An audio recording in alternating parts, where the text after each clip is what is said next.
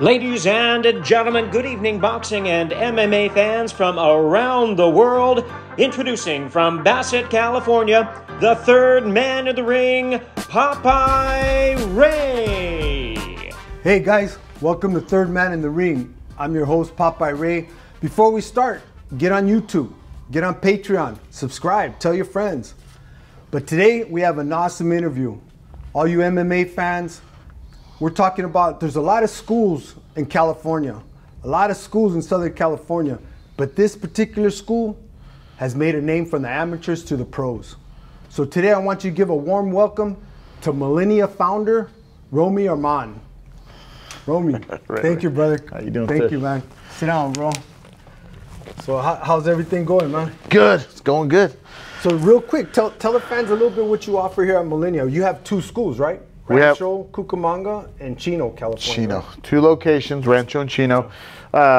We have classes from as young as 3 years old up to obviously adults. Beginner, intermediate, advanced jiu-jitsu classes. We have striking classes, intermediate and professional MMA classes. The pro classes for MMA are they're kind of invite only, selected people. But Rancho location, we have strength and conditioning room where we run group classes, and then the Chino location we offer like cardio kickboxing classes. So, but the good thing is both memberships. They are to dual membership. So if you're a member at one, you can come to the other as well. And it's a family environment. We have a lot of families, a lot of family pro law enforcement. So it's a good place to be. Do you have a website that they can get on and check it out? MillenniaMMA.com. So it's pretty simple. MillenniaMMA.com. And mind you guys, they again, like I've said, they've got a good amateur. They got 2 little stars that I like to brag on. My grandson, Zico Corona and Kayla Corona. I mean, on a serious note, in the troubled world that we live in, I'm really blessed, and I thank you personally that you taught my granddaughter Kayla, and she's turned into a beautiful girl. And I just always worried, but my man, she's a badass on the mat. She's a badass, and Zico ain't no walk in the park, But thank you. Absolutely. But with that said, Romie, tell us a little bit about your career. You were in Bellator, UFC. Yeah. So originally, I just started doing jiu-jitsu. My uncle owned a video. You're a black belt as well, right? Black belt, yeah. My uncle owned a video store in Ontario, and when I was a kid growing up, I got into trouble, and he knew I liked boxing and I liked fighting, and he just called me up one day and goes, "I got these videos. You're gonna love it. Come grab them. Rent them. Take them for a day or 2 and check them out." So I stopped by, grabbed them, and at that time, me and Batiste, we were young kids. We start watching this, and then Batiste, your cousin, right? Yeah, Batiste, my cousin. So instantly, we kind of fell in love with Royce Gracie and Gracie Jiu-Jitsu. Yeah. He was a badass dude. This is when UFC barely started, right? Yeah. So no weight class or nothing. No, open weight. So then we started just kind of. I feel like a lot of martial artists at that time kind of had the same story. Like we saw the videos and kind of fell in love with it. But at that time, there wasn't really any jiu-jitsu gyms in the area. So we got the Gracie in Action videos, kind of started studying those, and then a black belt had opened a gym here in Rancho, Pedro Carvalho. And we signed up with him, and that was it. We just started training all the time, and competing when we could. Jiu-jitsu tournaments they were kind of hard to find. You had to travel a little bit. But California at that time probably had more tournaments than anywhere else. So we were lucky on that side of it. Then just started competing, competing as much as we can, and then Terry Treblecock, who's the founder of King of the Cage, is from Rancho as well. And so he was working in he was running gyms. He was actually in the fitness business, and he owned a gym called Cardio Fit right here in Rancho. I remember it. And he had a matted area where Batiste trained at, and I had Millennia, which I started down in Pomona with Javier Vasquez and John Jensen. So how long has Millennia been around then? So 1999 was the first year. It was the year we first opened it. I was open in one location in Pomona, and then a year later opened to just right down the street. But all in that same Gary and Second by the Arts Colony, right there by the Glass House. That area. That's where The hood. Yeah, it's actually pretty cool down there now. Yeah. But that's where the gym was founded, and yeah. But then Terry decided to, hey, I want to get in this MMA business, and that was it. He had one show, Empire. I forgot the name of the show, Empire something. It was here in the trailer park, and Javi Vasquez was like one of the first guys to fight in it. Joe Stevenson fought in it. Joey Camacho fought in it. A lot of the old school guys fought in that, and then he moved it from there to Saboba Casino, and then that's where I started fighting. And I fought on to become the champion, and then I got a UFC deal, and I went and fought in the UFC. So your record was what, 7-0? 7-1. 7-1. All right. So then, with the gym coming up, real quick, let's start really quick from your childhood. Well, how was your childhood that brought you where you are today? So I'm originally I was born in Afghanistan, and my family fled and moved from Afghanistan when the Soviet Union at that time invaded Afghanistan. So it was a pretty scary time. I was so young I didn't really remember. My dad was a doctor, so my dad Can't even imagine that. Yeah. My dad had some influence to be able to get us out of the country, so we moved. My brother was of the age of possibly getting drafted to fight in the war. So my dad got us and the family out. We lived in India for a year until we got sponsored by my family that lived out here. So it took a while for us to come out here, and then we moved out in this area, pretty much in Southern California, since I was young. Yeah, and I came out here when I was about 2 or 3 years old.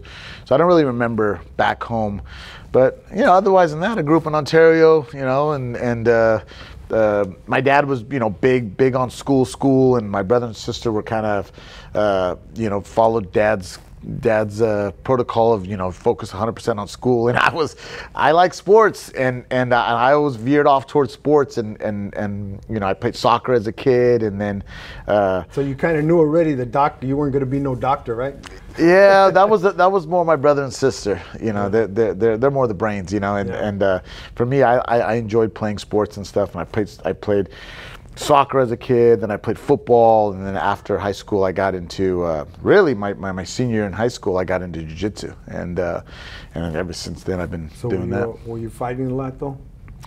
So I was fighting a lot. I got into some trouble. I got expelled. I got expelled in high school and had to transfer to another. What school was that? I got expelled from Upland High School, and okay. then I transferred to Rancho High. It was like we're the first graduating class of Rancho High. But it was just, I was a knucklehead, and I wasn't listening to my parents, and things were just kind of going. I mean, jiu-jitsu. When people say, yeah, martial arts saved my life, I really believe jiu-jitsu had. It was just one of those things where it was like. I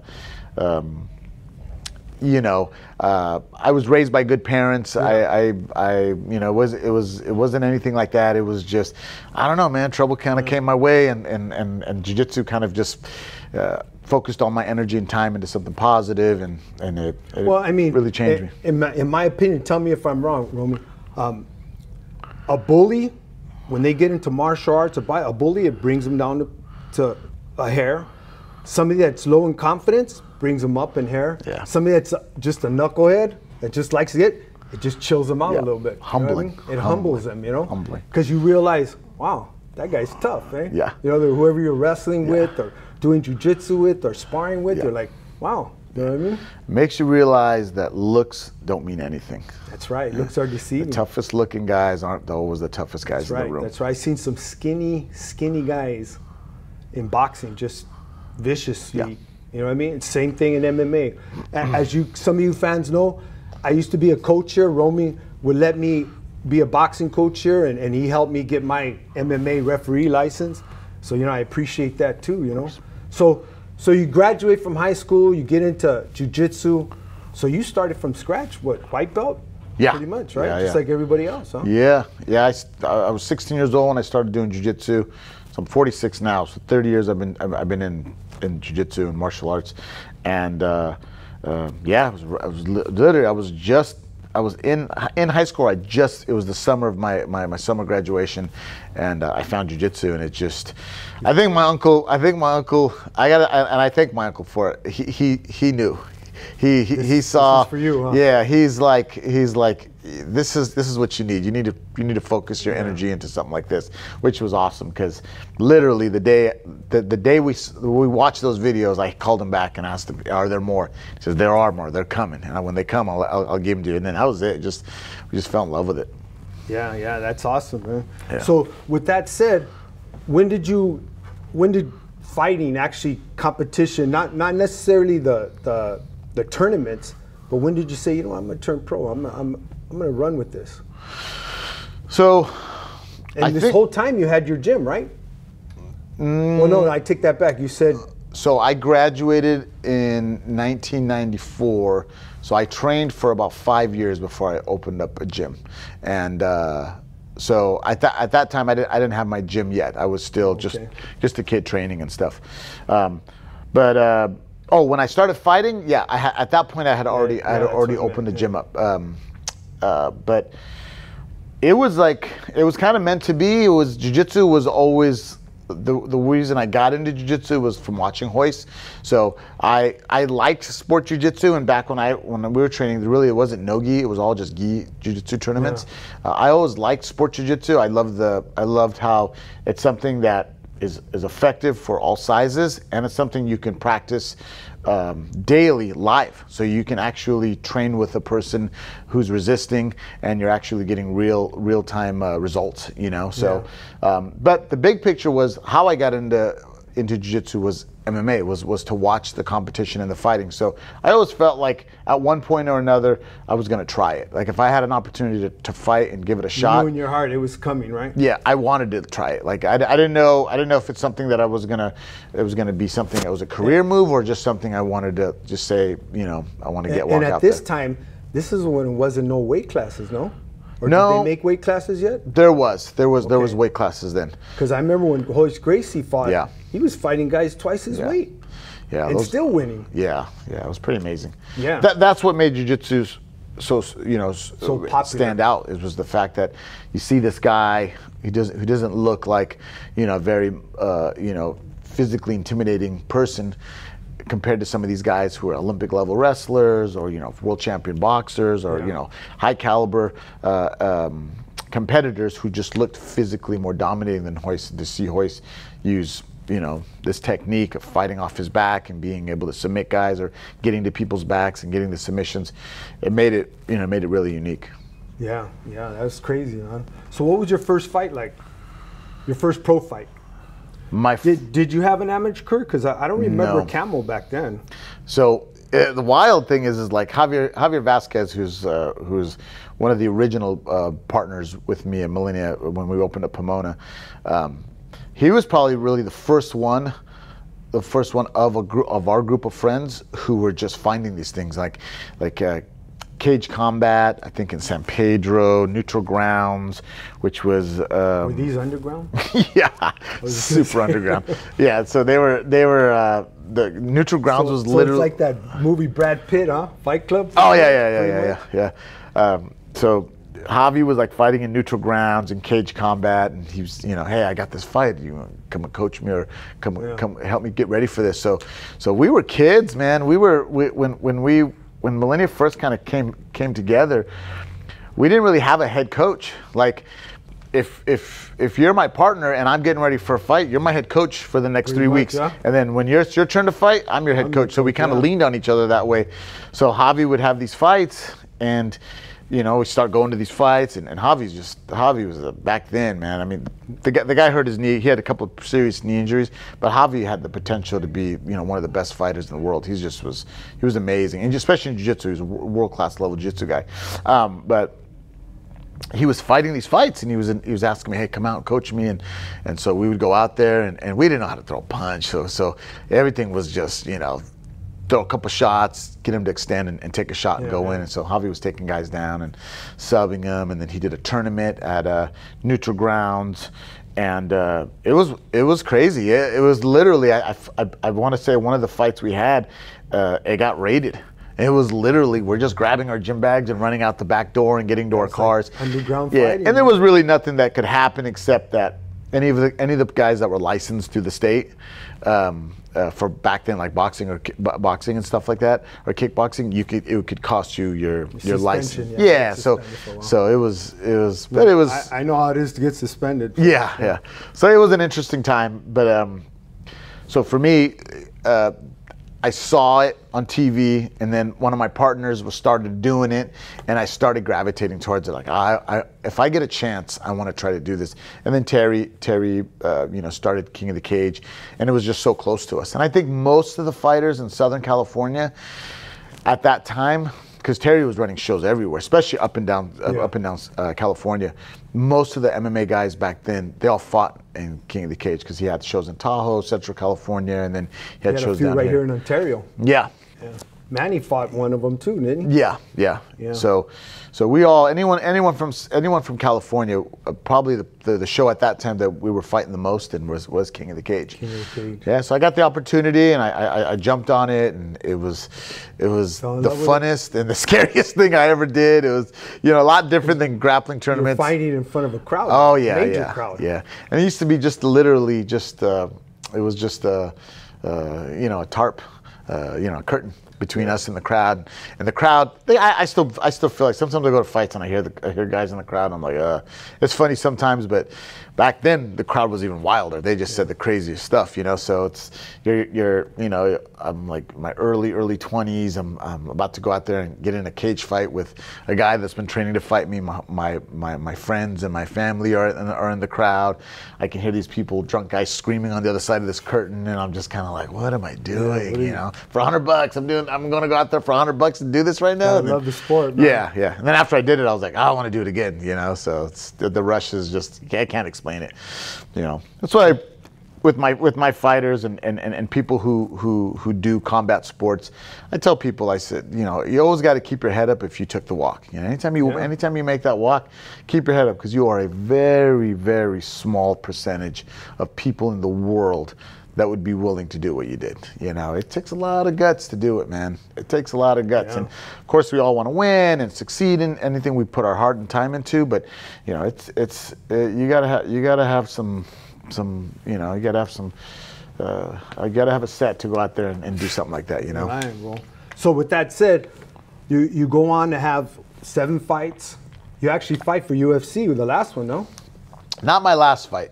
My 7th fight, I was the King of the Cage welterweight champ, and I had fought some tough guys that fought in the UFC at that point already. I beat those guys, and then it was crazy because I was working in the bar business when I was that young too. I was a bartender, and I remember my manager walked into the bar and he had a piece of paper in his hand, and I was like looking at him like, "What's up?" And he's like, "Come over here." And he just gave it to me, and I looked at it, and I was like, "Is this serious?" And he goes, "Yeah, the UFC wants you to fight on this card." And back then, they didn't really sign you on long-term agreements. It was a one-fight deal. One-fight deal. So yeah, I was super excited. I got the call. I got a chance to fight. I got a chance to fight in Miami, Florida, and the whole experience was amazing. The UFC was so young. Dana White had hair back then. You know what I mean? It was just like Afro? Yeah.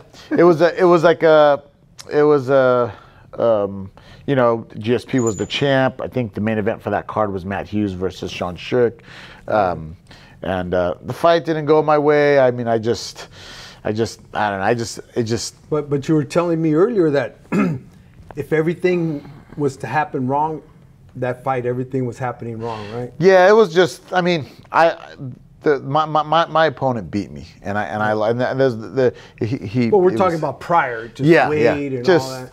just everything that could have went wrong. It was I never ever had my weight stick like that.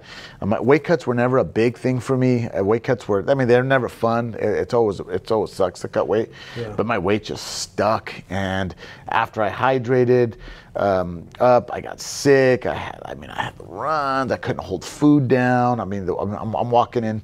I'm literally about to walk out to my fight, and I'm running back and forth to the bathroom. So it was just my body just wasn't clicking with the way I normally am, you know. And I just went out there, and my opponent was tough, and he beat me that night, you know, straight up. He beat me. But it was just one of those things where it just bugged me that things weren't clicking, you know. But you know, that's the way. That's competition. Sometimes it just works out that way, you know. That's right. That's right. So we go on to that. Then now coming forward, few years, what got you into training? I mean, being an actual coach. I mean, I'm gonna let you speak on it, but you had some big names coming out of Millennia. Lorenzo Larkin, Strickland has his roots here. Tatiana Suarez has her roots here. A couple of the other guys, I can't pronounce his name. Yeah, Georgi Karakanian, Sadawad, Josh Aviles. I mean, even earlier you have like Mac Danzig, who won the Ultimate Fighter, went on to fight in the UFC. You got John Alessio, who is like a brother to me, you know. Fans, major names. And Manny Tapia, who's my partner, fought in WC. Guy. So we had a lot of guys, and we had a lot of guys like traveling into the gym. Dan Henderson spent a lot of time training with us. A lot of guys from Quest would come up. I met Ronda Rousey here. Yeah, Ronda Rousey would train here. So we had a lot of talent that walked in the room and trained. But I think at one point when I decided to not fight anymore, I was kind of finding myself. Well, let me interrupt you, Romie. Let's backtrack. Let me ask you, what was your call on saying that's it? Or did it just, well, a fight never came? What was your call? So, what you see on TV compared to what really happens behind the cameras, it's different. I mean, and you know, in boxing, like, it's tough, and it's not an easy way to make money.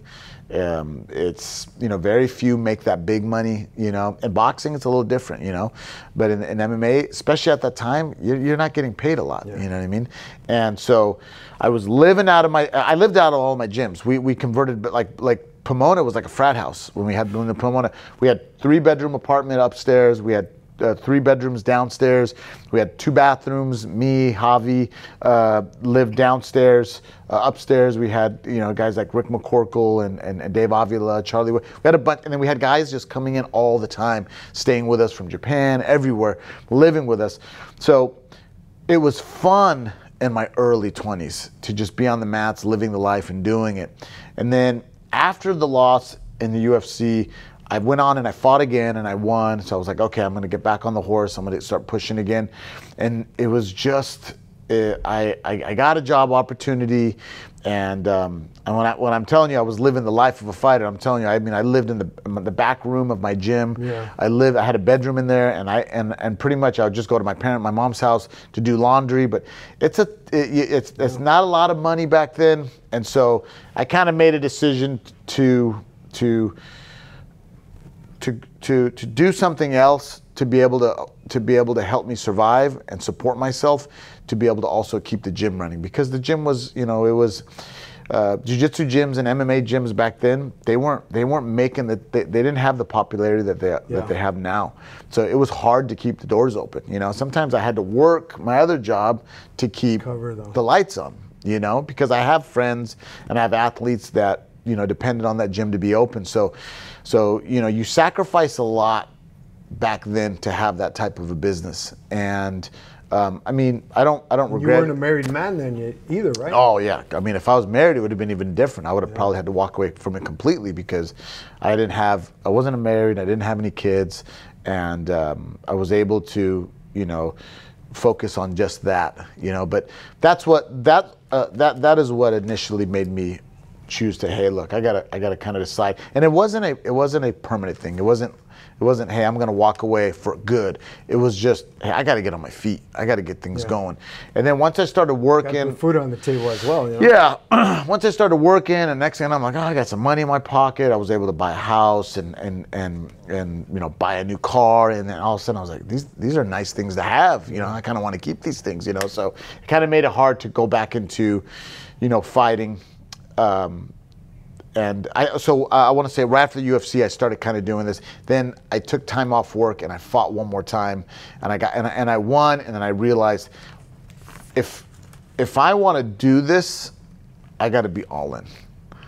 Like you can't part-time fighting professionally, right? There's an old saying, you got to live it, crap it, eat it, if you want to succeed in it. You know? Yeah, and I think that was kind of my final, what made me make my final decision. I was like, I know I got to win, but the old me would have gotten through that guy really quick, you know. And the fact that I wasn't able to do what I know I'm capable of, and I knew why. It was just my preparation. I just didn't have the time. You know, I was trying to like manage two things, work and so that was kind of what happened. And so when I decided to say, hey, I'm not going to fight anymore, or not for a while until I decide what I'm going to do, I started kind of just putting the coaching hat on, and I started realizing, okay, look, if I'm not going to focus on myself getting ready for fights, I'm going to help everyone on the team around me to get ready for the fights when I could. Wow. So let's flip the script now. I want to ask you your opinion on some of these questions that fans have asked me. How do you feel about father and son teams? Does it work? Because you know, even me, when I've coached here, you know how some fathers could be, some parents, yeah, especially in competition.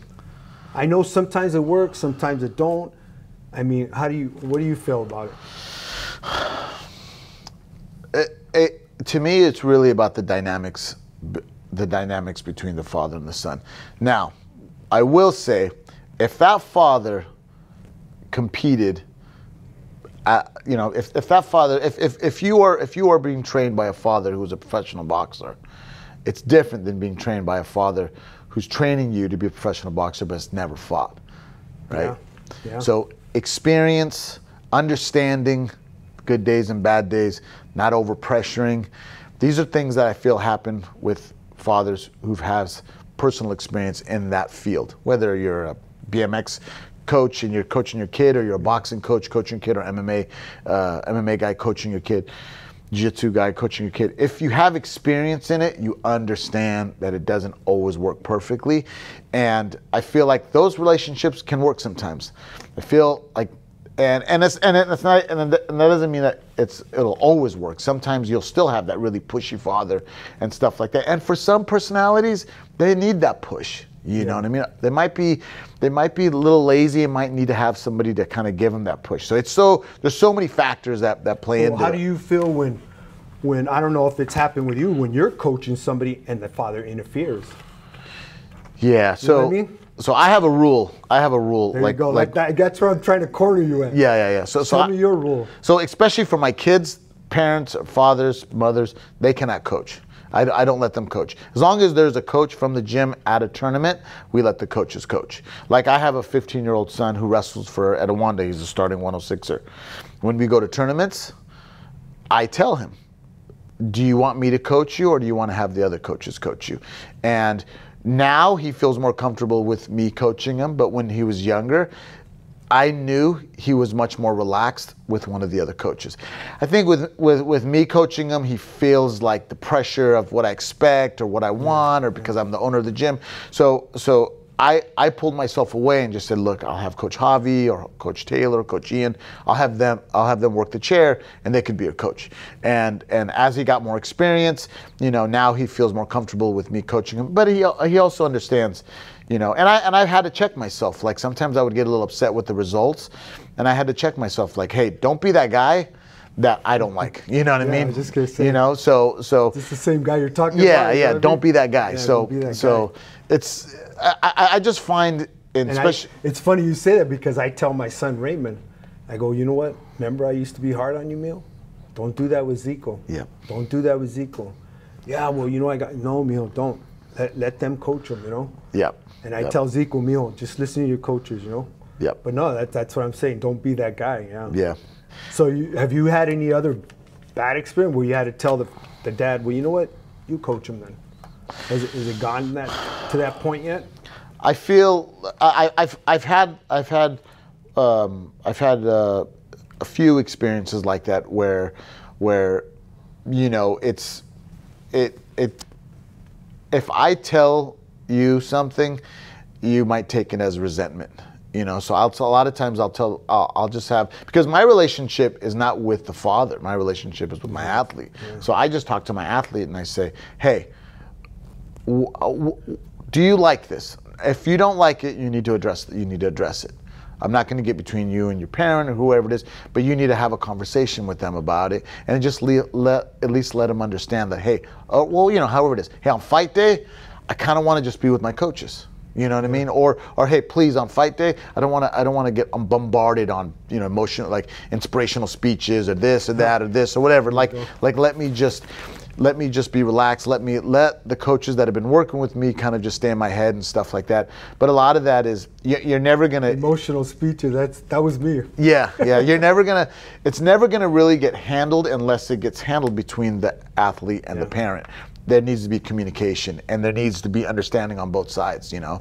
And I'll tell my athletes, like, look, don't get mad at him. He's doing it because he loves you. You know what I mean? And vice versa. You know what I mean? And I'll tell a parent, like, hey, more is not always better. You don't need to always be in his ear. Just let him, you know. Like I don't like athletes all wound up before they walk out there. I don't like them all geeked up and, you know, I'm gonna kill this guy. Like I don't like that. I just feel like it's just wasted energy. Like just stay relaxed, stay calm. You know, before you spar and practice, are you all fired up? No, you're not. You're relaxed. That's your best sparring I've ever seen you is when you're that way. Let's be that guy. Be composed. Let your thought process be clear. You know what I mean? Don't get so emotional. Emotions are. So that was the problem. I was getting my butt kicked all the time, huh?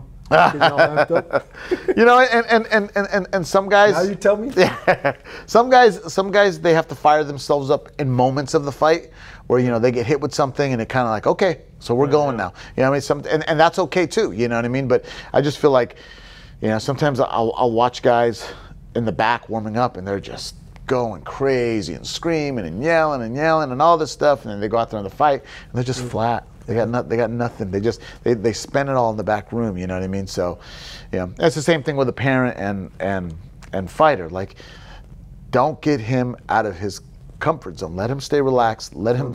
Sounds right. And everyone's got processes. Like, some people, they're music people. Some people like to check out.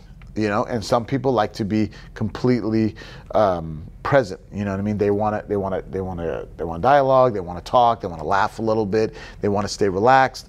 You know, some people get kind of quiet and bottled up, and those are things that you learn with each individual. Everyone has the process. You know, and the only thing that you got to worry about is when they're not in that same mindset that you've known them to be in all their fights. That's when you're like, hey, you good? You know, like, yeah, okay.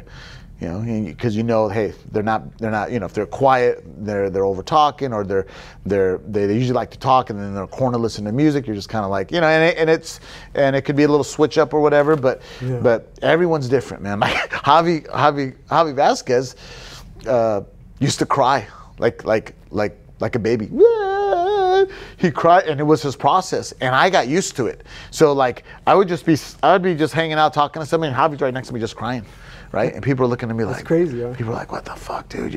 I was like, no, he's gonna kill somebody right now. Like he's like in his cocoon, he's turning into Javi Showtime Vasquez, you know what I mean? And we'd have I remember a coach came up to me, he was fighting, it was back when Elite XZ and Showtime had their shows, and he was fighting. We were in Mississippi, and I stepped out to go to the bathroom. I came back, and one of the coaches came up to me. They were like, hey, your fighter's losing it, man. I'm going to go talk to him.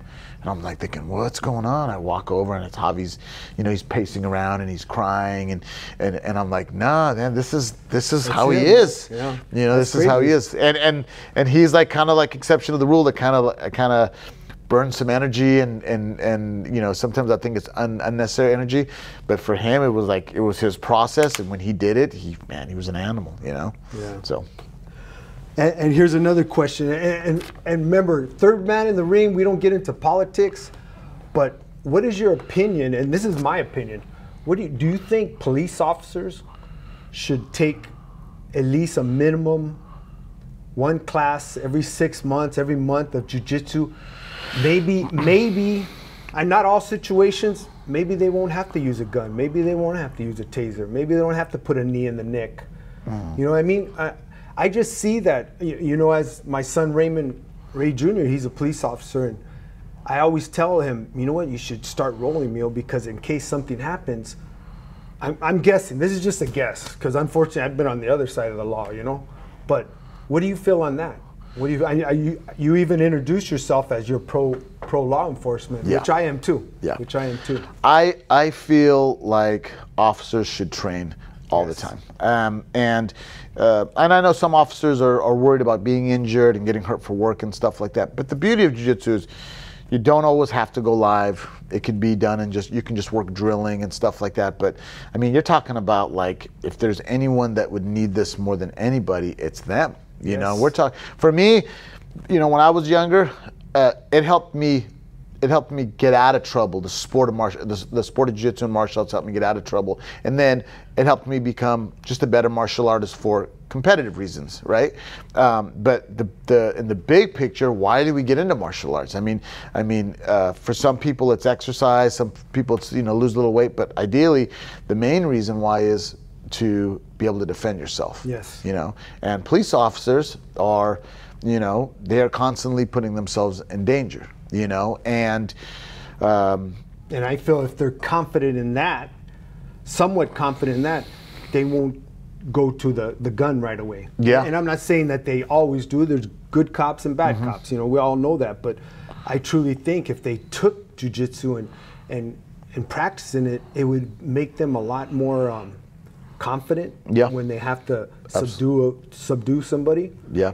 Yeah. Yeah. Or you don't even get a chance to get to your gun. Like they get a jump on you, and now you're in a hand-to-hand fight. You know, so yeah, I think it's. I mean, they are day in and day out putting themselves in danger, and I think it is important. You know, and I know there's a lot more officers from now compared to maybe like 10 years ago.